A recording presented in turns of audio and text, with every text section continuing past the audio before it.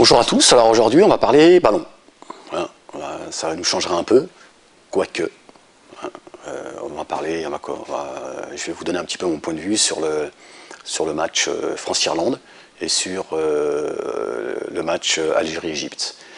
Donc on a notre ami Finkiel Kraut qui a commenté le match de France d'abord et ensuite le match Algérie-Égypte. Donc il nous a encore gratifié de son discours habituel chez TADI sur Europe 1. Mais revenons d'abord sur la fameuse main à 900 000 euros. C'est presque ça. Parce que Domenech, pour la qualification, il va toucher 900 000 euros. Bon, ça ne va pas aller dans ses fouilles, mais bon, ça va être distribué. Bon, on a les sponsors, on a tout ce que ça engendre. Thierry Henry, son malheur aujourd'hui dans son geste, c'est la vidéo, c'est le monde politique. La vidéo, pourquoi? Parce que voilà, les images, ça va très vite. Voilà, on a la possibilité de voir précisément ce qui s'est passé. Donc ces hypocrites qui nous parlent d'appuyer les arbitres avec la vidéo et tout, ils n'en veulent pas en fait. C'est pas vrai. Ils n'en veulent pas. Pourquoi? Parce que justement, aujourd'hui, si ça avait été appliqué, ça, si ça existait aujourd'hui, si on avait un cinquième arbitre pour visionner la vidéo, et ça va très vite, il faut quelques secondes pour prévenir l'arbitre central qui serait muni d'une oreillette en disant non, il y a faute, il y a coup franc, il a mis la main, il a triché, il dit ce qu'il veut. Voilà, on a visionné, les choses sont claires.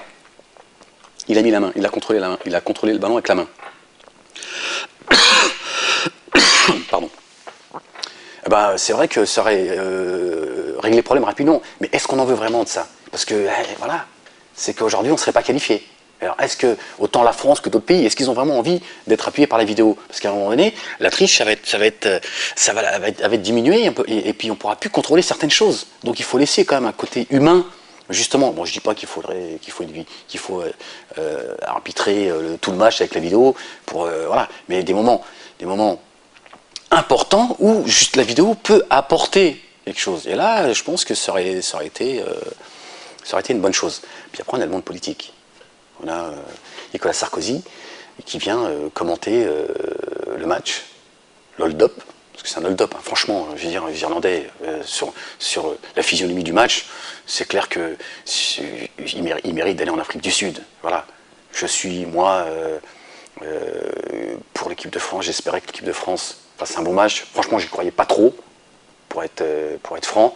Mais bien évidemment, je veux dire, je suis pas irlandais, moi j'ai rien contre les Irlandais, mais je veux dire, bon. Voilà, je veux dire, j'ai pas de questions, pas photo quoi.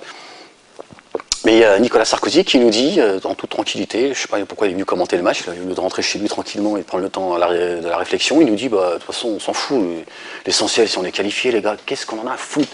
Laissons discussion de bar aux Français, là, et ça les occupera, de toute façon il n'y a pas de boulot, donc comme ça, qu'ils refassent le match, nous l'essentiel c'est qu'on soit en Afrique du Sud, autant sur le domaine politique que financier, il y a des choses à faire là, on s'en fout d'aller là-bas et d'être reçus et vus comme des tricheurs. Oui, et Nicolas Sarkozy qui nous parle de l'identité nationale. Alors là, l'identité nationale, on n'en a rien à foutre les gars, on s'en fout que les gens, qu'on salisse le drapeau, on s'en fout. Voilà, la morale, tout ça, pas pour nous. Nous, l'essentiel c'est d'être qualifiés. Moi, quand j'ai entendu parler, j'ai dit, mais c'est quand même incroyable, quoi. Pourquoi est-ce qu'il est venu commenter le match? Est-ce qu'il avait besoin de le faire? Ramayad. Elle, il ne lui manque plus qu'on la mette autour de la piste et qu'on lui demande de faire le 400 mètres. Pareil, qu'est-ce qu'elle est venue la ramener? C'est quand même incroyable. Je veux dire, c'est tout frais, c'est tout chaud, et ils viennent nous dire, non, Thierry Henry, non, il n'a pas triché, Thierry Henry. C'est le ballon qui est venu à sa main. Ouais, faut pas confondre. Si c'est lui qui avait mis la main, là on siffle. Mais là, le ballon il vient à sa main. À un moment donné, faut pas. C'est le ballon qui est responsable. Voilà, c'est quasi ça, quoi. Je veux dire, franchement, incroyable de voir comment ces hommes et ces femmes politiques ils viennent se mêler, s'ingérer dans le sport. Parce que c'est ça en fait. C'est qu'on a politisé le sport et depuis bien longtemps. Et on les entend, tous ces hommes politiques, nous parler, oui, ce n'est qu'un jeu, nanana. Mais non, le foot, c'est plus un jeu, ça fait longtemps. C'est fini. Le foot, c'est la politique, c'est le business, c'est le dollar. Et Thierry Henry, ça va lui peser lourd, Thierry Henry, dans sa carrière. Pourtant, il a fait une carrière exemplaire. Thierry Henry fait partie, pour moi, il fait partie de ceux qui ont marqué l'histoire, en tout cas de son époque. Les gens qui vont retenir de Thierry Henry, c'est un tricheur. Voilà. Il a qualifié la France honteusement. Alors qu'en fait, on est tous responsables. Il faut arrêter de dire Thierry Henry, Thierry Henry, t'es un tricheur, machin. Ben non, Thierry Henry, c'est pas un tricheur. Thierry Henry, c'est un joueur de foot.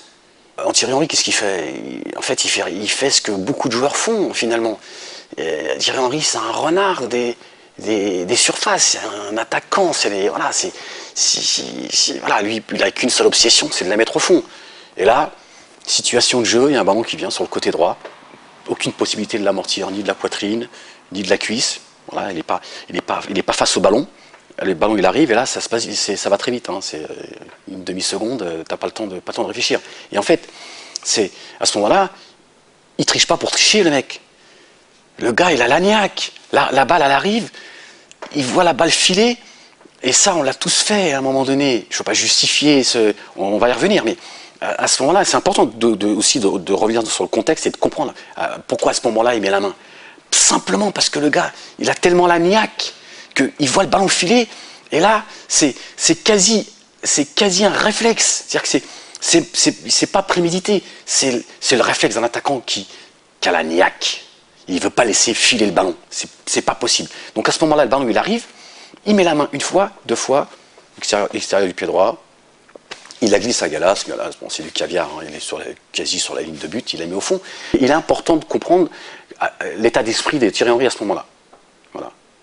À ce moment-là, il n'est pas en train de réfléchir en se disant faut que je triche parce qu'on s'en fout de toute façon. Voilà. C'est comme ça, c'est dans le moment. Il vit son truc, il la met au fond, et moi je suis quasi persuadé qu'il va jusqu'au bout de son geste, mais en pensant que c'est mort. Et là, si on fait pause à ce moment-là, au moment où il glisse la balle à Gallas, on imagine qu'on peut faire pause. Qu'est-ce qui se passe? Mais il se passe que le reste ne lui appartient plus. Le mec, il va au bout de son action. Il triche, certes, comme beaucoup trichent. Il y a des joueurs, des fois, qui filent. Il reçoit un ballon dans le trou, il va seul au but. Il y a un défenseur qui le rattrape, et le défenseur, il sait pertinemment qu'à ce moment-là, ou il le sèche, ou alors, il trouve le moyen, les joueurs d'expérience, c'est comme la main, le joueur d'expérience qui va et qui rattrape le joueur et il fait juste la faute qu'il faut pour déstabiliser le joueur. Et en fait, c'est la même chose. C'est le mec, il a assez d'expérience pour tricher sans que ça se voie. Et là, le joueur, il est ou gêné ou déséquilibré. Il peut pas, il se retrouve face au gardien, mais il n'a pas la possibilité de la mettre au fond parce que le défenseur, il a fait ce qu'il fallait pour pas qu'il la mette au fond. Mais c'est de l'anti-jeu. C'est ni plus ni moins que de l'anti-jeu, c'est la même chose. Marquer un but de la main, ou faire ce qu'a fait Thierry Henry, ou empêcher un joueur de marquer un but, c'est la même chose. L'arbitre, il siffle, coup franc contre Thierry Henry, il sort le carton jaune, avoir le carton rouge qui pourrait se dire, un match de qualification, il est en train de me foutre la merde, lui, voilà, allez, il met le jaune, tac, et Thierry Henry, il ne contestera pas la décision de l'arbitre. Ni les joueurs de l'équipe de France, et encore moins les Irlandais. D'accord? Mais là, Thierry Henry, il voit, qu'est-ce qui se passe? On valide, machin. Après, on peut tout dire, ouais, il aurait dû, machin, il aurait pu, machin. Hein. Ça le regarde, c'est lui qui voit un peu, c'est son problème, moi c'est pas le mien, moi je constate juste que aujourd'hui, on est en train de casser la tête avec il a triché, il a pas triché. D'ailleurs, Thierry Henry, qu'est-ce qui va lui rester de sa carrière? Les gens vont retenir que ça, qu'il a triché, que c'est un tricheur, alors qu'il a fait une carrière plus qu'honorable. Voilà, Thierry Henry fait partie de ceux qui ont marqué l'histoire. Thierry Henry, à mon avis, hein, il ne jouera pas en Afrique du Sud. Je pense que lui, il va être blessé, lui. Claquage, tendinite, tout ce qu'on veut. C'est, à mon avis, je ne vois pas un Thierry Henry rentrer sur le terrain, parce que comment il va se faire siffler, ça va être grave. Il va mettre la pression à tous ses joueurs, c'est-à-dire l'équipe de France, comment elle va pouvoir être lucide, alors que la qualification, elle s'est faite dans la triche. Ça va être compliqué. Le vrai problème, c'est pas cette main. D'abord, c'est l'équipe de France en elle-même. Qu'est-ce que c'est que cette équipe de France? comment on peut prétendre aller jouer en Afrique du Sud avec une équipe pareille? C'est une catastrophe. Catastrophique. Franchement, Domenech, à un moment donné, je sais pas pourquoi on persiste pour qu'il soit encore entraîneur de l'équipe de France. Moi, j'ai rien contre Domenech, hein. C'est pas l'homme que j'attaque. Mais à un moment donné, voilà, il y en a pour moins que ça, ils ont gerbé direct. Allez, hop, tu dégages, on n'a pas de temps à perdre, il y a beaucoup d'argent derrière. Et là, je sais pas pourquoi on persiste à laisser Domenech. Je sais pas, il y a des gens comme Laurent Blanc. Voilà, Laurent Blanc qui a fait une carrière exemplaire en tant que joueur de foot, un joueur intelligent. On se rappelle de son calme exemplaire sur un terrain de foot, en tant que libéraux. Il a la vista, aujourd'hui ça va, il a pris de l'âge, il n'a pas 23 ans, le gars, il est un peu quand même beaucoup plus âgé pour prétendre, lui, à aller avoir un poste à responsabilité. Il faut un gars comme Laurent Blanc. Qu'est-ce que c'est que cette équipe de France aujourd'hui? Moi, c'est ça qui me désole avant la main de Thierry Henry. Qu'est-ce qu'on attend pour revoir l'essentiel de notre équipe de France? Ça ne peut pas aller.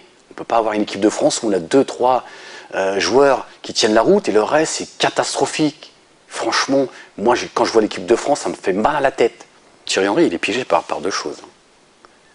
Par la vidéo et par le monde politique. Voilà le problème aujourd'hui de Thierry Henry. La vidéo. Tous ces hypocrites qui nous parlent d'arbitrage vidéo, machin et tout, ils n'en veulent pas. Ils n'en veulent pas. Si aujourd'hui on avait eu un appui de la vidéo, on a un 5e arbitre, par exemple, qui lui, est là que pour visionner. Aujourd'hui, ça va vite, hein. Je veux dire, en l'espace de quelques secondes, allez, on va être généreux. Allez, 1 minute. On n'a pas besoin d'1 minute pour revenir sur les images, ce qui n'est pas vrai. L'arbitre central, il a une oreillette. L'arbitre qui visionne, il lui dit, écoute, il y a main, stop. Voilà. Le public ne se rend même pas compte que l'arbitre il a été informé. Il n'a même pas besoin de jouer. Il dit, stop. Pas besoin de faire le comédien, l'arbitre. Il refuse le but et stop. Mais on n'en veut pas. Pourquoi? Parce que tricher dans le football, à un moment donné, on en a besoin. La preuve, cette qualification n'est rien d'autre que de la triche. Et c'est ça le vrai problème. C'est comment on va pouvoir aller en Afrique du Sud avec une équipe qui a triché, mauvaise, et en plus qui a triché. Mais tous ceux qui viennent soutenir l'équipe de France, c'est eux le problème, c'est pas Thierry Henry. Thierry Henry, il a triché parce que, voilà, c'est comme ça, il n'avait pas envie de laisser passer l'occasion, voilà, bon. Mais c'est quoi tous ces gens autour qui viennent défendre l'équipe de France, qui ne sait déjà pas jouer au foot en plus? Moi, c'est ça qui me donne envie de vomir, c'est qu'est-ce que c'est que cette équipe de France? Enfin voilà, je voulais juste vous donner mon point de vue là-dessus, et revenir très rapidement, parce qu'il y a tellement de choses à dire, et j'ai très peu de temps pour vous donner mon point de vue de manière plus précise. Et voilà, j'avais juste un petit peu envie de défendre un peu Thierry Henry, pas de défendre, ne pas le défendre du fait qu'il est triché, mais arrêtez ça va, dans le football tout le monde triche, c'est comme ça. Et revenir très rapidement sur notre ami Finkielkraut qui a pas pu encore se retenir de cracher sur les Algériens, voilà. Cet amalgame encore. J'aurais bien voulu quand même que Finkielkraut nous dise que quand même, contrairement à l'équipe de France, l'Algérie s'est qualifiée de manière honorable. Je dirais, ils ont été reçus dans des conditions qui étaient compliquées quand même. Ils ont été caillassés, certains Algériens se sont fait taper. Pourtant, ils se sont qualifiés, voilà, de manière exemplaire. Ben non, Finky, lui, tout ce qu'il avait envie de voir, c'est les débordements qu'il y a eu. Je peux être d'accord avec lui quand il dit que c'est pas tolérable, on ne peut pas accepter qu'on fête une victoire en cassant. Là-dessus, on est bien d'accord. Mais Finky, il a vu que ça. Et qui sont ceux qui ont cassé? Qui sont ceux qui ont cassé? Moi, je ne sais pas ceux qui ont cassé. Je ne dis pas qu'il n'y avait pas des gens d'origine maghrébine. Je ne dis pas qu'il n'y avait pas aussi des Algériens, tout court. Mais je dis, est-ce qu'il n'y avait pas d'autres gens aussi qui sont venus casser? Est-ce qu'il n'y avait pas des gens qui avaient intérêt à ce que ça déborde? Et puis, en Égypte, hein, quand on voit ce que les amis de notre ami Finki, qui ne voit que ce qu'il veut, quand ses amis ont bombardé au phosphore des enfants, des vieillards, des femmes, et que en Égypte, ces pauvres Palestiniens, hein, ces Gazaouis qui ne pouvaient pas sortir de ce centre de concentration qui est fermé, moi ça ne m'étonne pas qu'on ait monté les uns contre les autres. C'est pareil, c'est la même chose. Hein, voilà. Qui a intérêt à ce que les Algériens et les Égyptiens se tapent sur la gueule? J'aurais bien voulu quand même que Finki il nous parle un petit peu de tout ça, et qui condamne un peu comment est-ce que l'équipe d'Algérie a été reçue. Dire que c'est pas admissible, c'est pareil. On peut pas, il faut quelque part qu'il y ait des sanctions, il faut que la FIFA mette son nez là-dedans et qu'elle sanctionne le gouvernement égyptien, pas le peuple, le gouvernement. Imaginez l'équipe de France qui aurait été reçue comme ça chez les Irlandais, qu'on caillasse le quart, qu'on bouscule des Français tout court. Non, Finki, lui, il a vu que les quelques voitures qui ont été brûlées, et il est revenu sur l'identité nationale, il dit voilà, ces gens ne sont pas français. Pourtant, il y a eu beaucoup de témoignages, on a vu aussi des gens, chez Tali d'ailleurs, on a vu des gens, voilà, des Français de toute origine, voilà, qui ont fêté la qualification d'Algérie, et tous ensemble. Non, lui, il a fallu encore une fois qu'il politise le football. Toujours pareil, quoi. Je veux dire, c'est toujours le même discours de la part de certains qui d'un côté, c'est blanc, d'un côté, c'est noir. Donc voilà, moi j'ai plutôt envie de dire qu'il y a quelque chose en commun, c'est qu'en France, il y a des choses qui ont pété, et si en Égypte, certains, si les Algériens et les Égyptiens se sont tapés sur la gueule, c'est qu'il y a encore les mêmes qui étaient là, et qui ont fait ce qu'il fallait pour que ça se passe comme ça, croyez-moi. Mais non, Finki, c'est pas comme ça que ça se passe. C'est pas du tout comme ça que les choses sont dans la réalité. Voilà, donc c'était mon coup de gueule. Voilà, et à bientôt. Et soyez présents, j'en profite, le 5 décembre, samedi 5 décembre, pour discuter de qu'est-ce que l'identité nationale. Alors c'est pas tant l'identité nationale, franchement, dans le fond, je vais vous dire clairement, j'en ai rien à foutre. Voilà. Mais ce qui est intéressant, c'est qu'on puisse se réunir pour discuter de pourquoi est-ce qu'on met sur la table ce sujet. Voilà, et je vous dis à bientôt.